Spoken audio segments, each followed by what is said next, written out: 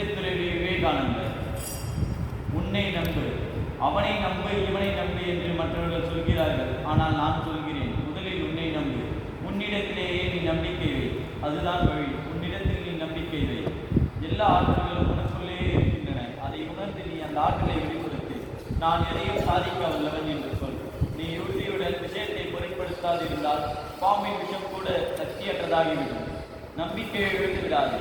பாதையை கத்தி முறையில் நடப்பதை போல மிகவும் கடினமானதுதான். எனினும் எழுந்து வீழ்த்திக்கொள். மனம் தளராது. நீ அடைய வேண்டிய உன்னுடைய லட்சியமாகிய குறிக்கோளை கருதுகள். தன்னம்பிக்கை நண்பனத்தை நம்பியது செலுத்தி வீழ்த்தியவும் நம்மை தெளிவுமிக்கவராக ஆற்றல் மிக்கவராக செயல்பட தோன்றுகின்ற வார்த்தைகள் தந்தவர் உண்மையான வீரத்துறவி ஆன்மீக செம்மல் விவேகானந்தர் திருவாய் மலர்ந்து அருளியவை. அவள் வளர்ந்த ஆளான பின்புதான் இப்படி அர்த்தமுள்ள தன்னம்பிக்கை எனும் கனிகளை தரும் மரமாக மாறினாரா?